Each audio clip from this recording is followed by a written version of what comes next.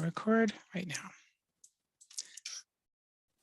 I've been having to record lately, and that is, I always forget. So thank you for reminding me.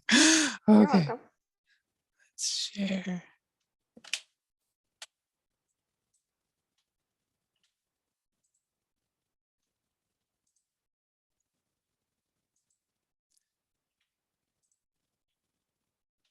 Okay, here we go. So thanks so much. We're all set to go here. I did put the links in the chat, and Courtney, you'll have to keep doing that as people come in late so that the chat doesn't, it only reveals the current when you, wherever you jump in. So feel free to share who you are and what you do, or I'm curious if you're, there's too many to survey. So if you, but definitely if you're a kindergarten teacher, let me know. First grade, second grade, reading specialists. I'm excited to know who's in the audience today. So a little bit about my journey as a literacy person, a reading teacher, reading specialist.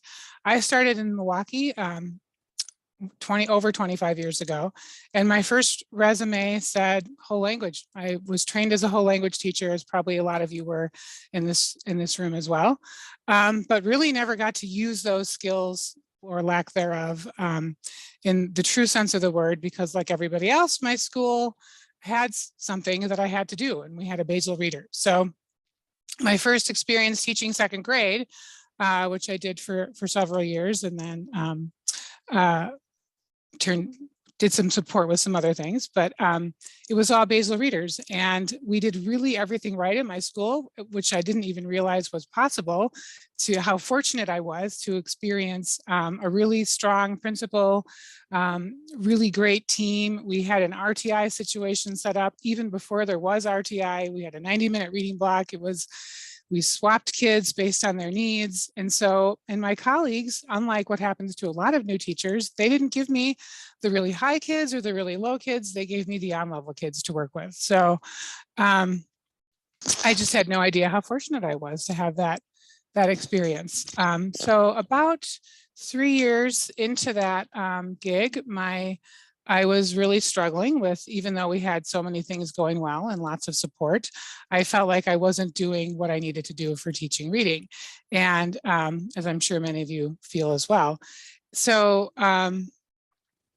I signed up for a class in my school district, and it was all about how to teach reading to struggling readers and what else you need to know. And it turned out to be a covert lesson on direct instruction, because as it often still is, it was a little taboo at the time. And so she couldn't tell us what she was teaching us. She said, you have to kind of keep this a secret because I'm not supposed to do it. And just going to do that and make sure I'm unmuted. Okay.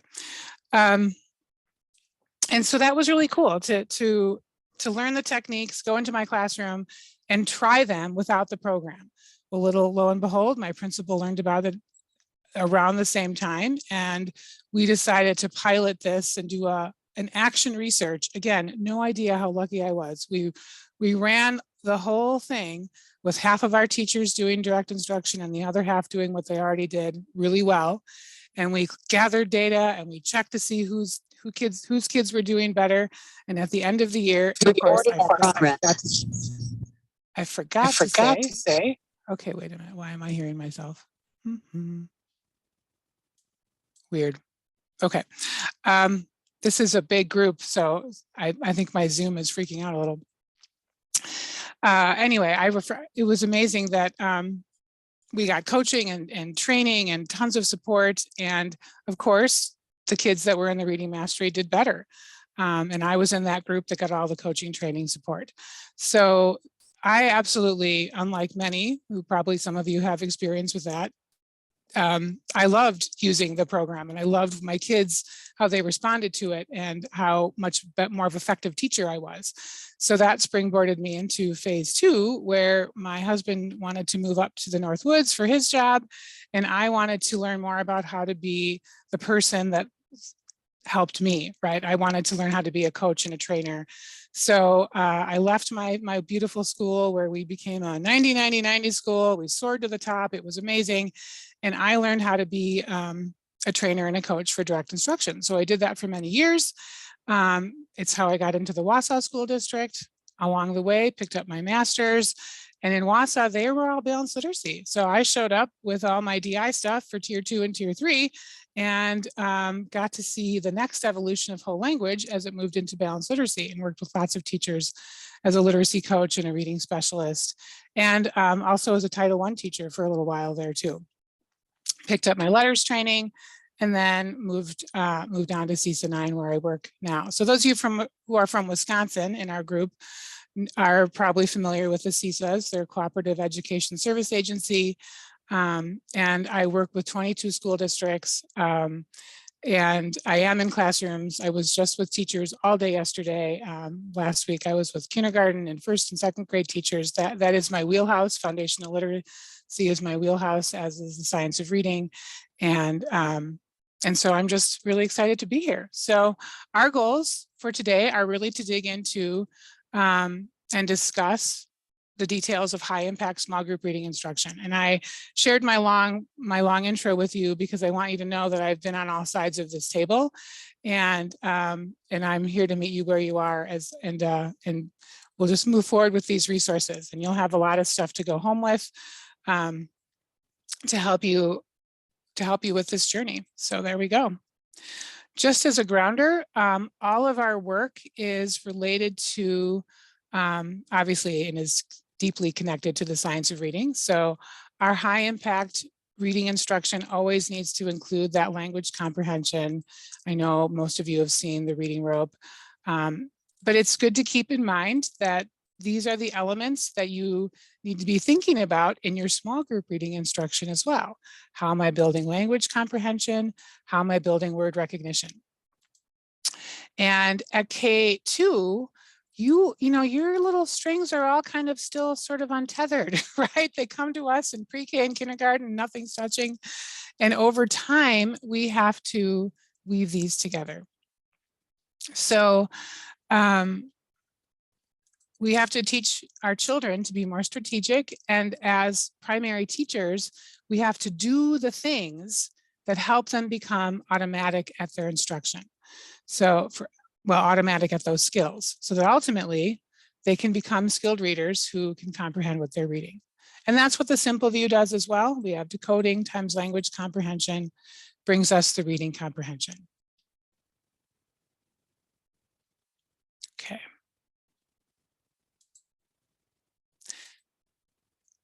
So with my work with a wide range, and I've picked up many other research validated interventions along the way and had lots of experience with, you know, Orton Gillingham. We used that Spire in my previous district, and a lot of my districts now use Spire, and several other Barton OG programs that are based on the method. And then we also have all the direct instruction family of resources. And what I've noticed is that these pieces all high impact small group instruction has these things in common. There's always some level of phonemic awareness involved. There's always some work with letter sound, depending on the age of the kids you're working with and their needs. And usually that also includes something with saying the sound, writing the sound, forming the letter correctly. There's always word work, and it's intentional, specific, related to what's coming up next. And also cumulative, related to what's already been taught. There's always some level of story reading, and it's reading for accuracy and reading for comprehension. Whether that's a nonfiction or a fiction piece or a decodable text, there's always some level of reading. And what you'll also see is some of these pieces. There might be fluency checks, there's usually repeated reading, there's usually responding to questions about whatever was read orally and in writing. So these elements really do encompass not only these high impact small group lessons, but they encompass the research validated instruction as well. And so this is what you want to hone in on when you are developing your small groups. Again, more lessons learned. We need systematic, sequential, carefully planned small group instruction. And I know that's hard because you're super busy and it's really difficult to think about what you're going to do for a whole week with kids in small groups. So we'll talk about some strategies there and maybe share with each other. We're looking at cumulative review. Again, difficult to do without something to follow, but not impossible. Cannot say enough about how you give corrections. And we won't spend a ton of time on this today because I want to give you the steps. But if you are in the habit of waiting for kids to finish the sentence because you don't want to interrupt them or you're worried about their self-esteem, all that's doing is allowing that mistake to live a little longer in their brain. So you don't want that. You want to give the immediate positive corrective feedback right away, because what we practice, we keep, and we don't want to practice mistakes. So immediate corrective feedback is huge. And then we want to engage. We want to be engaging, perky, positive, all of those things, right? Lots of group responses, high energy, quick pace. And of course, that careful balance of skilled versus application. So many of you know Wiley Blevins. This is my colleague from the district where I worked at for 14 years as their district readings. Well, I wasn't that the only time, district reading specialist, but we got to see Wiley right before the world changed in early February of 2020. And he did this great session on phonics, and his book, Fresh Look at Phonics, I hope that's on your shelf. It's a great resource to help you think through differentiated instruction and high impact small group instruction. So Wiley gave me permission to share these pieces. I learn from him every time that I get to listen to him speak. So I hope that you have the chance to learn from him too. But, well, you do, because I'm going to share his big deal here. So Wiley explained that in a lot of small group instruction, what we see at K and 1 might be something that looks like Schedule A, especially kindergarten. This looks like more of a kindergarten experience to me. So we might be spending 10 minutes on rhyme, 10 minutes on phonemic awareness, which one could argue that maybe there's some crossing over there. Just make sure you stay muted. And then we have about 5 minutes on letter sound, 5 minutes on reading the stories. Okay, so this time we've got a 30-minute lesson here, and I know a lot of you don't have 30 minutes. We'll talk about time, but I just want you to notice that we've got 25 minutes of skill, 5 minutes of application. Versus Schedule B, where we have some review and warm up for a few minutes. We're focusing our phonemic awareness work on oral segmenting, which is important because we need kids to both blend and segment words. And then we have letter sound work, modeling. And now we've got 10 minutes of reading a story and 5 minutes of connected writing. So this lesson has about 15 minutes of skill, followed by 15 minutes of application, all connected. And so we ask ourselves,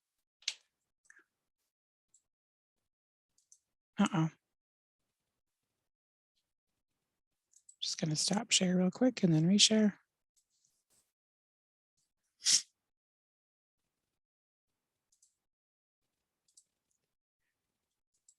We ask ourselves during this small group reading, which scenario produces more reading practice across the week? And we do the math. So 5 minutes of reading practice, 25 minutes a week, versus 15 minutes daily of reading and writing, 75 minutes per week. That adds up to 900 minutes per year, 15 hours a year for Schedule A versus 45 hours per year for Schedule B. So between the two, I mean, which group do you think is going to become stronger at their reading skills, A or B, right? I mean, obviously it's going to be the kids who are getting more practice, but also getting that skill work. So Wiley's big emphasis is that we need 50% of our phonics lessons should be devoted to reading and writing connected text for all students, but especially for struggling students. And this ties back to the work that I've done with all those research validated interventions, long list. That's pretty much what you see with the good ones. You see half skill, half application. So we have 148 participants. I've never done a great breakout groups with this many people. Let's be brave and see what happens. I'm gonna give you a couple of minutes to visit with some people in your scenario and just think about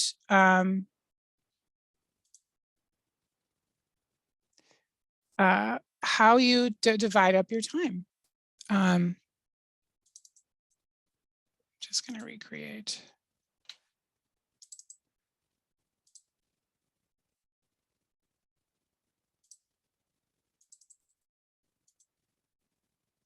Okay, a little smaller. I think there's about 4 people in each room, 3 or 4. So take a few minutes. I know that you don't know each other, and that's okay, but I think it's important to visit with colleagues if you can, and just talk about what you, how you use that time. And if you get kicked out, come back into the meeting. So we'll just try it out.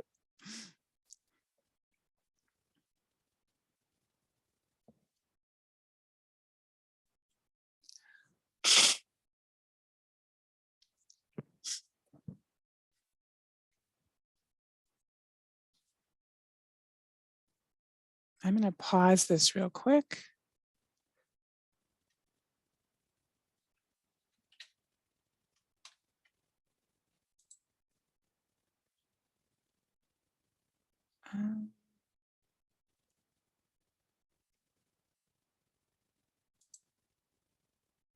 Pause. There we go. So the book titles, I'm going to just put it into the chat here. The author's name is Sharon Walpole, and she has a book on differentiated small group instruction. Yes, Sharon, thank you for doing that. Someone beat me to it. And she also has videos, which I encourage you to watch. There's certainly pieces missing from her videos in terms of the language comprehension component, but there are some really good teaching strategies that you can gain by watching her videos. So 30 minutes of whole group instruction, moving back and forth, really digging into those key components that you're going to be applying in the small group instruction. So the differentiated small group lesson, I have several of these for you. Well, 2 actually, several, not 2, just 2. This first one, it's in the slide deck. This is the first thing that I created I created this when I was working in my previous district for my K-2 teachers who were shifting into small group instruction, aligned with our resource and trying to make things connect. And so since then it's been expanded and revised. But what you'll see here is that balance: phonemic awareness, letter sound practice, word work. There's our top 50. Story reading and language comprehension and writing. There's our bottom 50. And on that link, there's several other pieces that can help you structure that. Since then, I have learned more. Of course, we're always learning and revising and refining. And this comes from Christina Lee, who is one of the moderators on the Science of Reading What I Should Have Learned in College Facebook page. And she also works for CORE. She shared a version of this out on one of those sites. And I messaged her and said, hey, I really like that. Can I use it? And she was gracious enough to share. So this actually is based off of the lesson plan template that comes from the CORE Teaching Reading Sourcebook. And so again, we're talking about phonemic awareness, letter sound, word reading. The piece that's on this one that's not on mine is a mastery step for the word reading. Do we go back and read these words well? Yes, I do think that Walpole's work can be used. She has a primary book and she has a book for the intermediate ages. So yes, definitely for K2. So then after that, we do some reading and then we do some writing and thinking. And so let's look at a little bit more. The piece that I like about this is that she's scaffolded some teacher language for you, which is so important because I can tell you the steps, but how do we make adjustments to know what to say and when to say it and how to say it and what's important? Her timeframes are also shorter, But just remember, if you only have 15 minutes, and a lot of you might only have 15 minutes, maybe you only have 10 because you're working with kindergartners, then you shrink this time down, right? And you think about, what can I do in my 10 minutes that's half skill, half application. And there are different philosophies on that, but I just firmly agree with Wiley that if we limit the number of minutes the kids read with us and do that skill work with us, we're losing those chances for really strong learning and practice. Okay. So let's dig in a little more on the steps, and we'll unpack that lesson plan template a bit more in just a minute here. If you have a resource, and some of you probably do have Heggerty, or maybe you have Assessor-A Phonemic Awareness, or select a thing to do from that, and not the whole lesson, but a portion of it to help you warm their brains up, their phonological processors, playing with some sounds and words. What should you focus on? Blending, segmenting, manipulation. So there's been a lot of conversation. Do we do work around word awareness and counting syllables and onset rhyme? Certainly, this is great stuff to do whole group. In your small group, I really encourage you to be at the phoneme level, because that's the tight link to reading and spelling. And there's a lot of things you can focus on at the phoneme level, but really focusing in on the blending and segmenting is the best.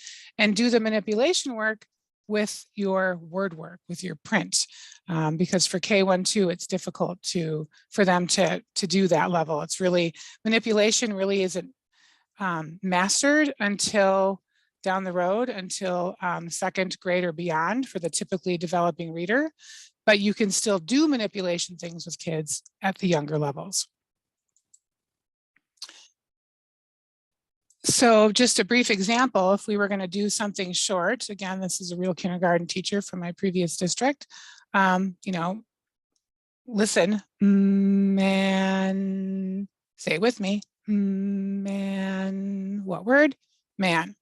So I'm asking you to blend that word back together, or let's say the word slip, everyone say slip. Let's say the sounds in slip, s, o, e, p. Remember that we need that blending technique when we're reading and decoding, and we need the segmenting to support our spelling.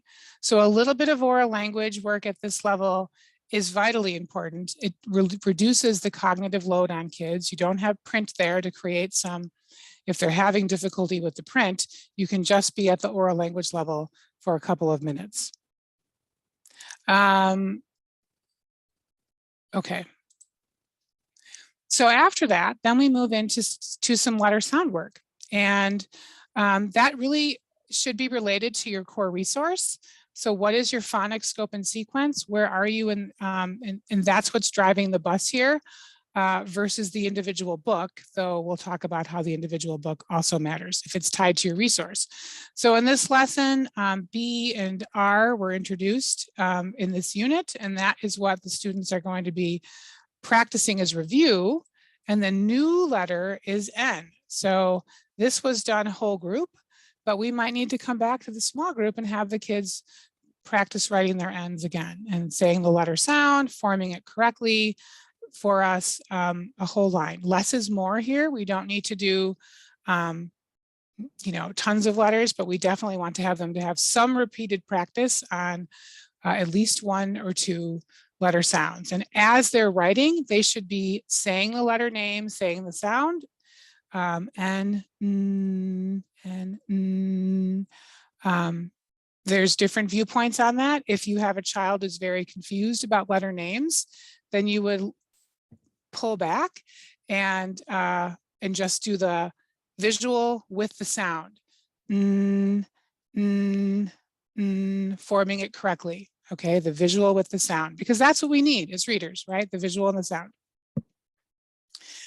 So that's quick. Then we move on to our, I mean, those first pieces set the stage, and then we start to apply them with our word lists. And our curriculum came with this big book of blending. If your resource has something like this, you want to leverage that. So this teacher is teaching some of these rows to mastery. She's going to be getting group responses. Everyone's going to respond. And I want that. I don't want to call on individuals one at a time to do a word because the other 4 kids are just not into it then, right? Everyone needs to answer. Whole group responses are very powerful. It engages all the kids and it gives you, the teacher, more time and more feedback on what the kids know and don't know, and to give that immediate corrective feedback safely, positively, and in the moment. Very powerful. This is the Super Kids curriculum that these teachers were using. Okay, so if you are struggling with your instructional routines, I cannot emphasize enough Anita Archer's work. This book, Explicit Instruction, lays out a lot of really powerful routines to help you with your word work. And I'll also say, teach something to mastery in this, okay? So I might not teach all 5 of these rows to mastery, but I want to do at least 1 or 2 of them where the students can be 100% accurate on all of those words, sounding it out, saying it fast, okay? So they should sound like that as a unit, and then I could call on 1 or 2 kids individually to read a word that we just practiced and celebrate their success. So you want to move kids to mastery on something in this zone. If you leave everything struggling, that's also an issue. Okay, so this is an example of adding in some writing with this. This is right from that our resource. Listen, rod. Fritz has the best fishing rod. Say the sounds in rod. So they sound it out. Rod. And how are they sounding out? Continuous blending is better than segmenting blending. You want to connect those sounds so that they can push it back together more easily than if I do d. So if you are a person who sounds out words with that space in between, for certain, there are kids in your class that have no problem with that. But there's going to be another set of children for whom that's an added layer of confusion for them versus saying the sounds connected. Rod, holding it on. So again, a moment of awareness for you on how you're producing those sounds and how you're sounding out the words. We'll come back to phoneme grapheme mapping in a bit. So in that picture a couple slides back, you saw the teachers, the thing that came with our resource for the word work, but sometimes you have to make your own. And so this one is a set of words that we'll use for a few days. It's not a one-shot deal. We might use this for the whole week, depending on the group. And these words are connected directly to the story that they're going to be reading. So some of them are reviewing the target skill, and you can see that O and E, these are all things that have been taught. So there's either new practice on the target skill or there's cumulative practice on things that have already been taught.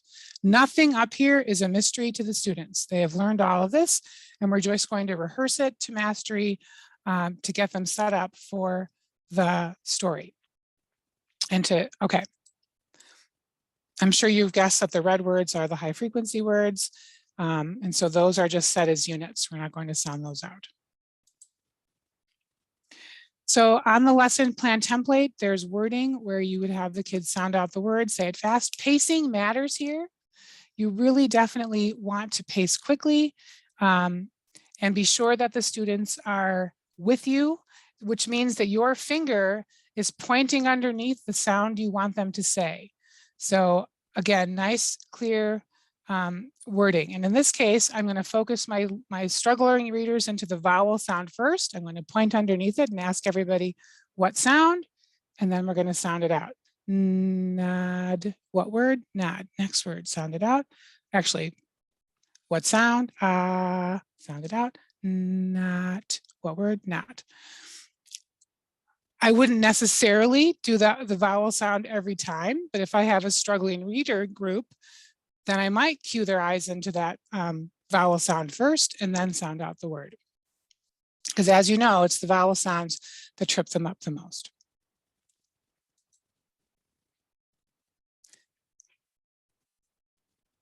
I've already said all of the things on this slide. So if your routine is too varied, what happens is kids get lost in your words. So while it feels a little stilted to keep your language the same on how you're approaching sounding out a set of words, what happens is the kids stop worrying about what you're saying and they start focusing on the word because they know what you're going to say. It's predictable. And there is brain space then that allows them to free up and focus on the word and not worry about how you're going to say what you're going to say. So for sure, give them time to give yourself an opportunity to think about your instructional routine and be sure that it is nice and tight and concise. We know teacher clarity has a really high effect size. Why are instructional routines so important? Because they build and support the teacher clarity needed that allow kids to learn. All right, we're up to step 4. Step 4 is where we move into the practice stage, right? And we are going to pass out our small readers. Everything is connected that came, setting the students up to be successful in the story, but also aligning to our scope and sequence. So if you're in a space where you have leveled readers, you don't have a clear scope and sequence, there's work to be done around that to help unify. Because again, we've been teaching to the top tier of our students for a very long time in this country, and the science of reading is bringing that equity lens to say, what are the practices we need that benefit all kids and allow them to get the most out of their tier 1? So the scope and sequence matters here. The selection of the text matters here a great deal. And yes, Flyleaf is one that I really love. That's why it's linked on here. You can preview if you go to the Flyleaf. I'll just throw this link into the chat. Just a helpful resource. You can actually preview all the stories. So how are they reading? We want to introduce the story, of course, get them excited to read the book, things you're already good at, I'm sure. Remind them how you want them to read. Now, the goal is to do some portion of this text more than one time. So some of us are in the pattern of feeling we need to read the whole story. They sit down, have to do the whole thing. And that might not be practical for your time. It might not be what the kids need. So give yourself permission to let this story last for a couple of days and only do certain portions of it. Because you want to read for accuracy the first time you're doing it. The second time, we're looking for reasonable fluency that's appropriate for the age of the students that you're working with. And then dig deeper on what the story means. There's debate about, do you ask questions about decodable text? I firmly land on the side of yes, you do. Because to not ask questions about decodable text is to tell kids that some stories aren't worth paying attention to. Now, you might feel that, like the story is ridiculous, but I'll tell you what, they're excited about it. So, and there usually are illustrations that support what they just read about. So by all means, ask appropriate questions about what they just read so they learn that reading is thinking and connecting, making language. So this is a story called Get It. It's from the Super Kids resource. Second semester of kindergarten. It was right around the time that this would show up for the students that in February. Those of you that aren't familiar with Super Kids, the characters are like classmates and the kids learn the character names very early, so they really become sight words for them.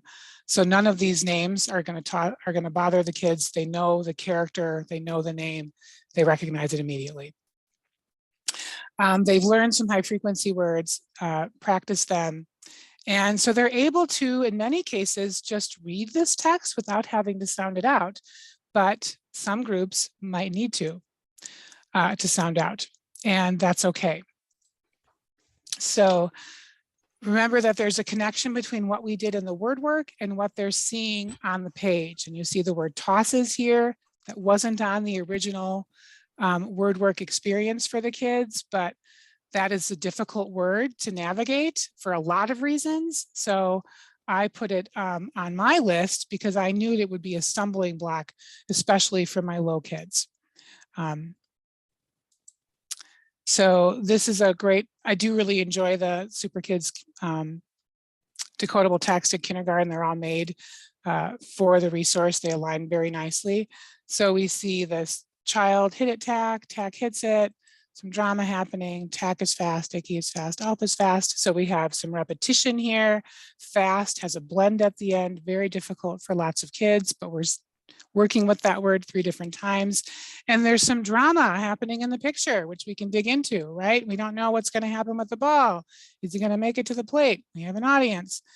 Now everybody's falling. The ball is still not caught. And we can see tack foul, icky foul, L foul. So we have those double L's getting some attention. And again, more drama in the picture. The kids are reading these lines. We don't know who got it. Did Tack get it? Did Icky get it? Did Elf get it? And there's lots of dust. So more practice on that ST blend at the end. And then of course the exciting ending that the dog actually stole the ball. So that is the little story that in this case, the kids typically can make it through that story in the first read, but not all decodable texts allow for that. Not all leveled readers allow for that, especially when you get into first and second grade where the text gets longer. So think about that because you want to include some story reading application in your lesson. So this part that comes next, we've read the story, we've read or a section of the story 2 to 3 times. We've briefly asked a question about it, and this is quick, right? You know how this is with little people. Their attention span is short, and you need to keep it focused and moving, so you're not asking earth-shattering questions. It's a simple thing. And then we need to do something with writing, which might have happened earlier. It could happen during the word work component where you ask kids to write some of the words that you just worked with, or it could happen here at the end where you are doing something. So maybe they are, my higher groups might be writing a sentence or drawing a picture that relates to what they just read about, but I'd like to see words on the page. They could be doing a sentence from dictation that's lifted right from the story. They could be answering a question. So this is a place where we could be doing phoneme grapheme mapping. It's also a place where I could give a sentence frame and have the kids finish it. Tack got the hit. So they're getting high frequency words and they have to sound out a word and say it. Tack ran, this is the word fast. Fast, tack ran fast. So what you choose to do depends on the needs of your students, but you want to think about where am I going to plug in? The whole brain gets activated when kids are processing that story and putting pen to paper, pencil to paper, and writing something. We're helping to secure those neural networks that are necessary to move them forward. So here's an example of a kindergarten teacher who is doing some writing at the end of her lesson. So the lesson really is interconnected. I can create the phonemic awareness activities based off of the word work that I'm doing, right? So I can look at the word work I'm teaching and we can do a couple of those words orally. Or I can use a resource that I already have and just select one component. Kim asked, how long does a lesson take? These lessons were designed to be 30 minutes, but recognize that I know that you don't all have 30 minutes. Some of you barely have 10 minutes. And so you make adjustments to this based off of the time frame that you have, knowing that 50% has to be skill, 50% has to be application, and that skill and application need to connect. That's the heart of this. Skill and application need to connect. So Fresh Look at Phonics has great content. I saw several of you talking about that. I don't have Sharon's book on here. I should. The Core Teaching Reading Source Book also has great content on it. And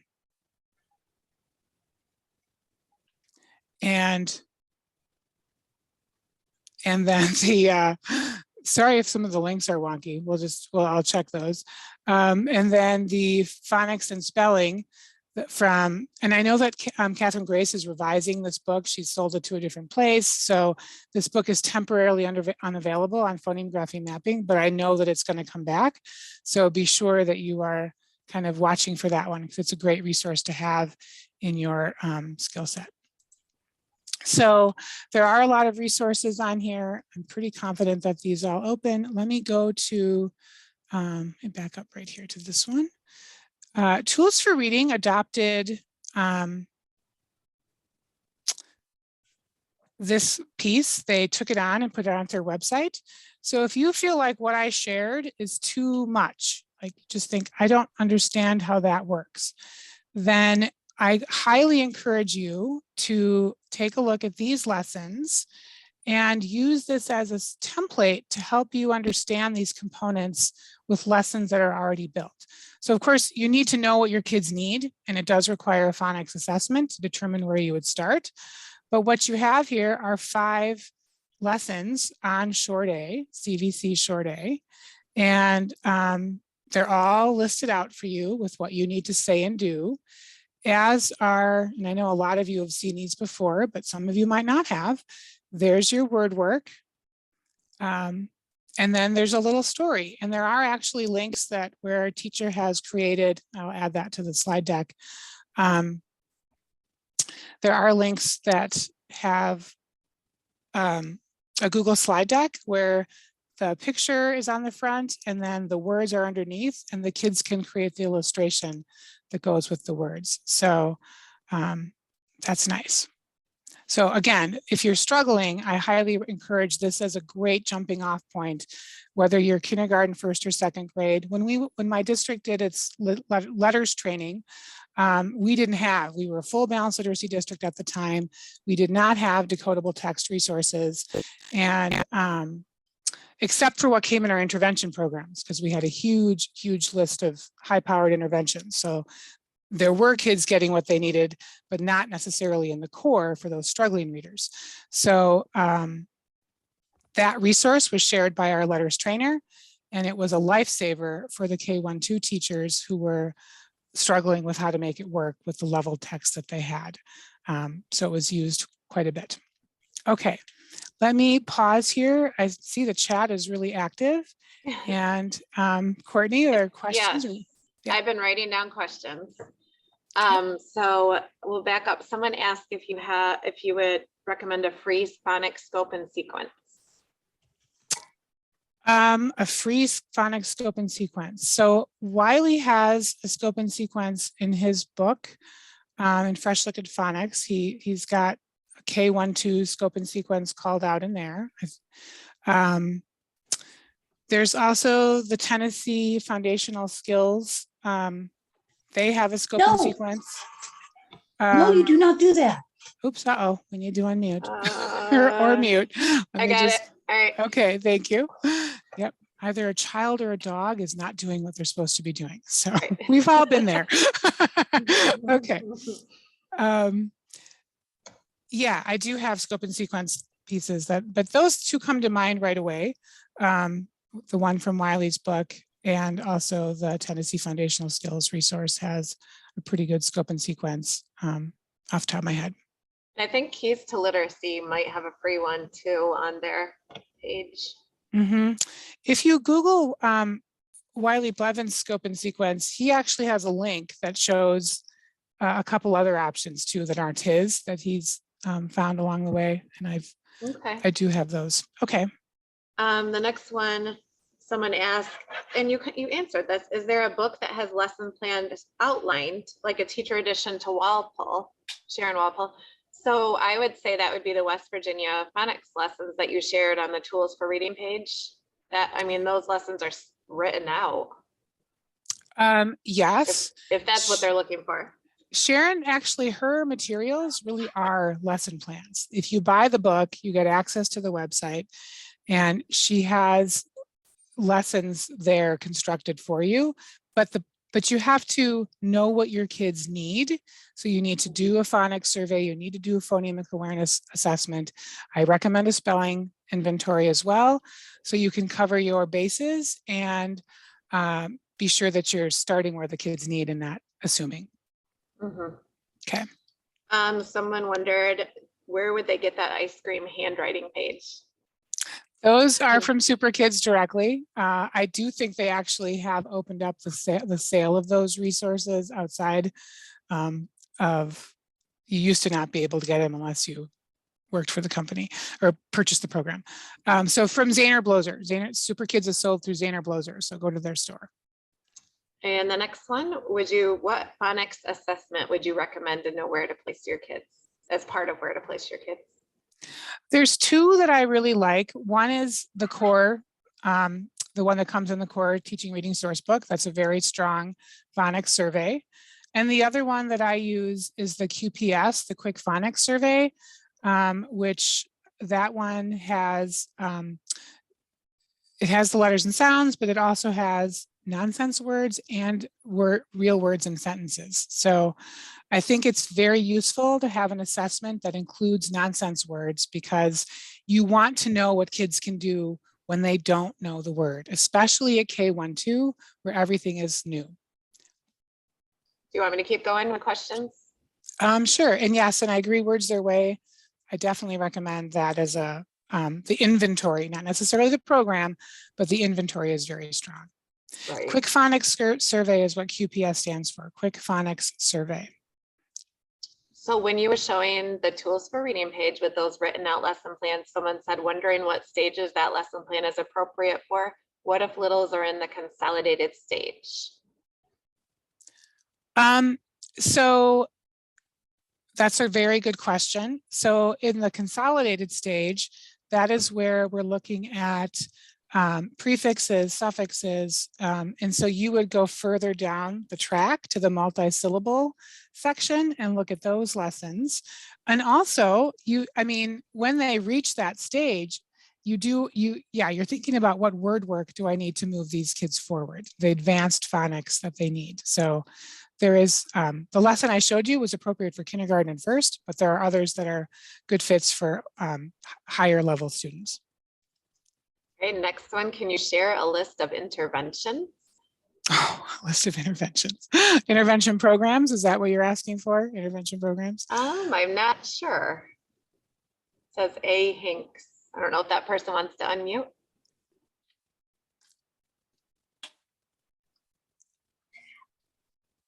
Either good intervention programs or just some quick ideas on interventions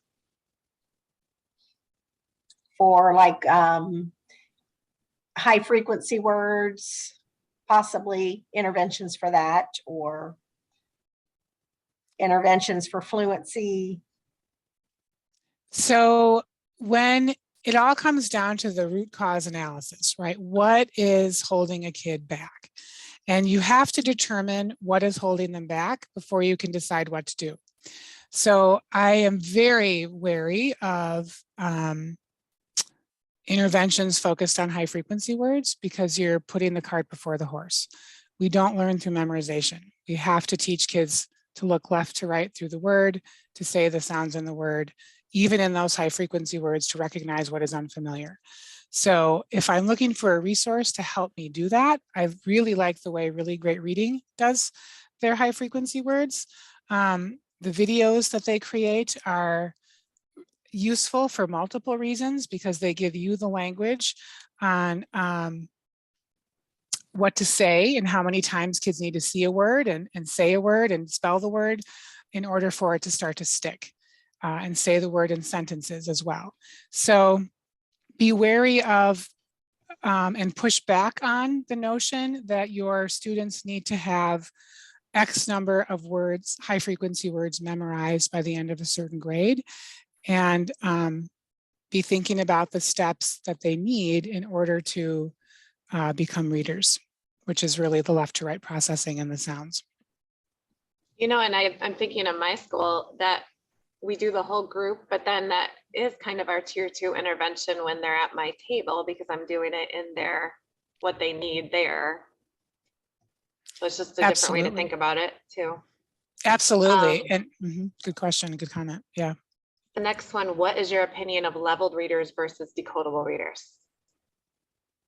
So leveled readers have their place. And I think decodable readers, we need to be able to use those to leverage how we get kids to be automatic, right? That's what the benefit of decodable readers are.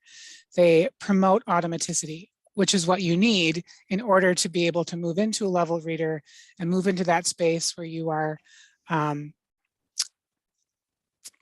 fluidly able to apply what you need to read. So I don't think there's a hard and fast rule on when you can use a less controlled text. But I do think you want to move away from the notion of identifying the level a student is at, A, B, C, D, E, F, whatever, and only feeding them that level. There is no research to support that. So instead, you want to be looking at what kids need and how can I use the resource smartly based on that need, right? So I've had kindergartners be able to handle less controlled text, and I've had fifth graders who need more controlled text. It's really about what the kids need. Right. Mm-hmm. Do you want me to keep going with questions? Yeah, I think we said this was going to go till 10:15. Yeah, and I'm perfectly willing, but I don't want to cut you out. You were done saying what you needed to say before. Yeah. Okay. I'm fine with that if people want to stick around for questions. Yep. So what is a great digital? Oh, go ahead. Before you do that, did you, I forgot to talk about the CEUs, the continuous education units. If you need that, Courtney will pop into the chat a Google form that you must fill out. You have to be here to win. So definitely fill that out. And then the Reading League Wisconsin will email you the certificate that shows that you attended the session and so on. So right. That's how you get the CEUs. Yep. Okay. So back to the questions. What is a great digital program you would recommend for reinforcement for intervention? I don't have a solid answer for that. I'm not a fan of putting littles on the computer. I prefer, there's nice practice things for them to do, but I don't have one specific one I would give you. Okay. Yeah. I have to get back to my spot. Okay. So someone posted the tools for reading link, I see. Yeah. Where did you find keys? Can you, I think you already did that. Did you already recommend a free phonics assessment? Yes. No? Yes, you did. Okay. Okay. Free is, you know, they are available, but I don't know that they're all free. So if you email me, I can, well, that's not going to work. There's too many people in here. You know, but you could always send me resources with the recording too. Yeah, we can do that. Okay. Maybe just a couple more. 2 administrators on the board. We already did spelling assessment. There's a question that just came on. Advice to get administrators on board. Oh, that's good. Teachers are mostly immersed in science of reading, and districts even bought shifting the balance, but we are still required to use leveled reader assessments. So this process of moving towards the science of reading is really messy. And for a while, there's a lot of cognitive dissonance happening with teachers, with administrators, with belief systems, with knowledge.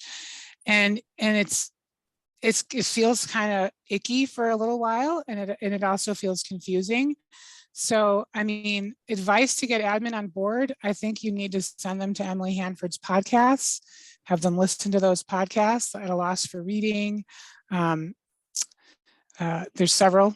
That one comes to mind first, so that they can hear and Emily takes some hits because she's not an educator, she's a reporter. She's an unbiased reporter, which is what we need. We need some no bias in this game. We need somebody to explain what's going on without having a heartstring pull one direction or the other. So that's in a nutshell kind of where I would go. And I'd push back on the why behind using a leveled assessment. we certainly kept them in my district, even after we adopted resources that were more aligned with the science of reading, but their use dropped dramatically. And it was very much based on individual need for the teacher to know more about their student as a reader and not about finding a level. Amy, we have a ton of questions, so we'll just keep going until you're ready to be done. Just let me know. And what time is it? Okay.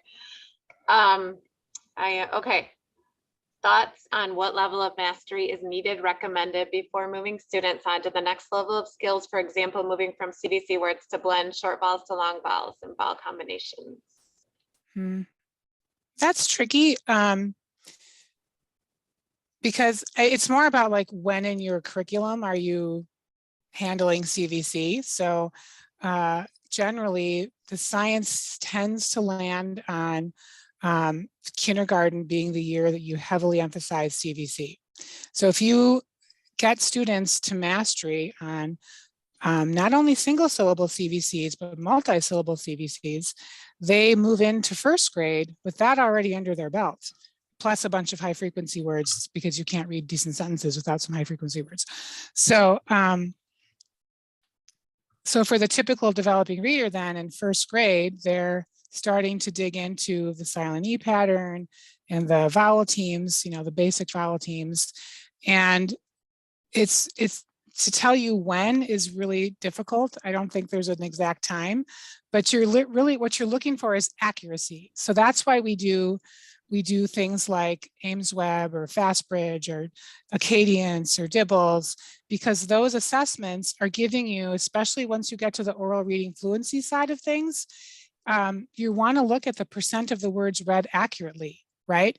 And if it's follow the guidelines of the assessment you're giving for first grade, beginning of the year, it might, or middle of the year, it's somewhere around 90 or 95%. By the end of second grade, it's up to 96 or 97%. So for students who are struggling with accuracy on a passage of text in 1 minute, and that feels uncomfortable, but really the research on this is so solid, that's what you're going to use to help you decide this child still needs more work with their phonics, and now I have to figure out what part of their phonics they need. So, and that's where progress monitoring comes in and using your assessments that check. So I would be looking for 80 to 90% mastery on a set of words that follow a pattern based on what I taught, okay, based on what I taught. And you want to get to the 100 for sure, but anybody below that, 80 to 90 window is not a mastery.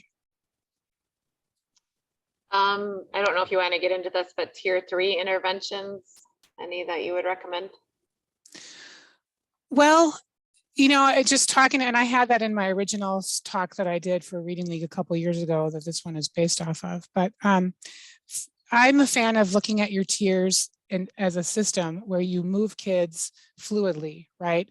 I don't like pigeonholing interventions only as tier 3. Why would we withhold something until kids are in crisis, right? Why would we do that? So instead, you want to look at your RTI triangle, whichever direction it's going, and your system, your multi-level systems of supports, and make sure that you have things in 2 families. One is that Orton-Gillingham family. What are some resources that tap into the kids who need that additional language in order to make sense of reading? And you also, in my opinion, in my experience, need something from the direct instruction family, because there are some kids for whom the Orton-Gillingham path is just too wordy. They get lost in the words, and they just need repeated practice of the behavior over and over and over again until they're 100% successful in order to internalize it. They don't need to know the why, they need to know how. So if you have only one of those, and I've lived both scenarios here, if you only have one, then your system is probably not meeting the needs of all the kids. And if you wait until only tier 3 to do those high impact interventions, you're definitely missing some kids. So think about how you can train your colleagues, choose somebody on your grade level team to be the person who gets that high impact training. And during their win time, their intervention time, they're doing that program with a set of kids, right? Instead of waiting. Yeah, I like that. Someone wants to know, how about a list of the most common high frequency words in children's literature? With that could depend on your curriculum. I mean, we have Reading Horizons and we have most common words with that. So I don't know if there's a general list. Well, I'm going to go back to Wiley, not to be a broken record here, but You're he does have in Fresh Look at Phonics, and I think in his other phonics book too, Phonics A to Z, he has a list of, he combined the Dolch and the Fry and some other word lists, and he just put them all in. So they're all listed, and those are the most common. Great. Yeah, it's a great resource. Okay. Mhm. We have second graders struggling with PA and phonics. Do we just go back to the beginning of a scope and sequence and start where they are?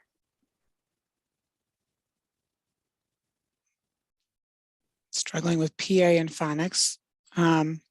Which is a lot. That's a tricky question to answer, I guess. I mean, I it would think be you your have- assessment too. Yeah, you've got to figure out where the gap is. So that phonics survey is useful to figure out which syllable pattern they don't understand, which phonemes, graphemes they're not getting. And that's where I think the PAST assessment is useful as well for second grade. David Kilpatrick's PAST, which you can get for free online, thepasttest.com, because that will show you in the phonemic awareness realm, where's the gap? And so when you're creating your small group instruction, you're thinking about and targeting in at where they need. So it's probably not to go back to the beginning of the scope and sequence. I don't think you're going to catch kids up by doing that. I would also look at a high impact reading intervention that's designed to close the gap quickly. So, and use that perhaps instead of trying to make it up yourself. I like that, because I think a lot of the times we think of just trying to get them to make progress, but really we want to close the gap. And I mean, I'm passionate about this because I have a son that struggles with reading, but we want to close that gap and not just make progress forward. Right. And, and we are accountable to having them meet those grade level benchmarks. So there's that. Plus, in the language perspective, they could probably handle a lot, right? From the oral language side of things, you don't want to withhold that. Yeah. Yeah. Do you have a recommendation for a good small group observation or self-check form that we could use? Anita Archer has one it's explicit. I could probably find it in a second here. Explicit instruction. It's very simple. It's a one pager and it just kind of hits those high marks of the things that I talked about earlier this morning. Okay. That's a nice one. Yeah. Your thoughts on running records? My thoughts on running records. And I'm thinking this is coming from people, like we talked about earlier, people are making a switch from a different way of thinking. So it's never bad to listen to a child read and pay attention to the mistakes they're making. There is no badness in that, right? So the question is, how are you using the information and what are you listening for?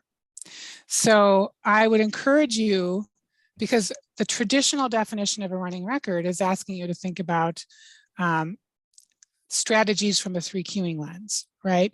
And so we have to be careful of that side of the ledger, and because we don't process words by looking at the picture, we don't decode by guessing from context. We have to keep their eyes in the word. So if you're doing a running record and you're noticing that the kids are doing these things that turn them into compensators, well, now you have information about what you need to do to help them get to be readers by attending to the text. And you can analyze the mistakes they're making. Are they missing high frequency words? Are they missing, silent E words? What is the accuracy rate altogether in that? That goes back to the earlier question of, where do you decide what to do, or when do you know when to move on? You can get that from listening to a child read for 1 or 2 minutes, either a hot or cold read, whether you want to call it a running record or not, that's up to you. But I wouldn't make high stakes decisions off that either. I would be really just looking at it as a quick diagnostic tool for you to know, where am I at? Take the 3 cues out. I think this just might be a terminology question. I was told that guided reading is not supported by the science of reading. Is this true? The guided reading plus lesson plan has many of the same components. I think it's just a term, sometimes people still call it guided reading it's small group time. It's small group time. So what's not supported by the science, it's easier to answer that question, is leveling students A through Z. Leveling students is not supported by the science. It's not supported at all. So small group instruction has always been supported, right? Reading with kids has always been supported, but you know, you're right that there are components of the Jan Richardson lessons that align with what I talked about. The problem is what's wrapped around that, okay? What's wrapped around it? Where is the scope and sequence? Where is the connection between what the kids are learning from the skill and what they're reading? That's the problem, okay? And where does one lesson connect to the next lesson connect to the next? It's not, you know, that's the issue. Right. Okay, yeah. I think I'm way behind in the messages, but at one point you mentioned the direct instruction family, I think. It says, Can you, yes. Okay, can you give some examples of interventions from the direct instruction family? Yes, so that's big D, big I. You can go to nifty.org, N-I, I'll put it in the chat, NIFDI. This is, okay, we can't multitask, in case you ever wondered, it doesn't actually exist. Nifty.org. So the direct instruction programs go back decades. They started in the late 1960s, and the names that they started with DISTAR. Some of you who might have been in this game for a long time might remember DISTAR, but that turned into Reading Mastery and then Horizons AB, and now there's Reading Mastery Transformations, Corrective Reading. Rewards is also considered a direct instruction program for older kids, not for you guys. And all of those, what they do is the lesson design, the curriculum design is so intentional. So while you feel like, I don't want to do something from a script, the script is there to help you give the wording and to follow the lesson design that makes you a stronger teacher. So when I was in my 4th year of teaching, I was in that pilot of you're going to do Reading Mastery. And I was learning all these science of reading things that were not, that label didn't come until the last few years, right? So, but all of those components of systematic, explicit, cumulative review with decodable text, front loading, the phonemic awareness, it's all there. So those are examples of direct instruction programs. They require training, they require coaching. You can't just pick up the book without having some additional support. Then it's like, you might not get all the bang for your buck. So The fidelity. yes, yep, the fidelity. What if you have multiple phonic scopes and sequences? We have tools for reading, sound walls, flyleaf, foundations. Yeah, I mean, it does mess. happen though, right? It does. And the deal is that there's no perfect scope and sequence, right? There's no one that you'll find that there's a lot of overlap. So I would look for somewhere where you can find some consistency. So when we adopted Super Kids, that has its own scope and sequence, right? And we recognized that Reading Mastery was in complete opposite scope and sequence and it introduced long vowel sounds. So we took it out of kindergarten, said, oh my God, we're going to use kindergarten. And we found Spire, which had some similarity, not exact, but similarity to the scope and sequence that was in Super Kids. So you just need to look to try to find where there's overlap, be conscious of it, have a main overarching frame that you're all working from. What is the core scope and sequence that everybody is doing, and let that one be the leader, and then try to do what you can to make adjustments to those other resources. And sometimes you have to let something go, but I don't think you can have too many decodable texts, even if they're not exactly aligned to exactly what you're teaching. Because then you can just, in the moment, if you pick a book that has a sound that hasn't been taught in a decodable sequence series, then you have to teach that sound a little bit sooner, right? So that they can read the text. So that's one way to navigate it. We are 5 minutes over time, my dear friends. We'll do one more question and then we're going to wrap this up. But you've been a really fabulous group. It's been fun. Oh, here's a good one. What are the other students doing during small groups? Sorry. It's a big question. That's a big question, Courtney. We can't, yeah. You know, that's just really difficult to answer in a quick answer, Yeah. but You want me they've to? got to have some. Let's see. Oh, that's another one. You know, and maybe we could do another lit lab on that. Actually, just an extension. What are Yeah. because that's a big deal, and you don't like to. We don't want to waste the other kids' time either. Right. Okay, so be sure if you have I the think- CEUs, are we good? Yeah. I think so. We want to honor your time too. Amy. Yeah. So be sure that you fill out that CEU. Thank you so much for being here. It was really great. And you can find me through the Reading League or on Facebook. I'm on Facebook all the time, and Twitter, Amy McGovern 1 on Twitter. And I really enjoyed this time with you. So great questions, Thank everybody. you. Move Thank you forward for on your taking the journey. time.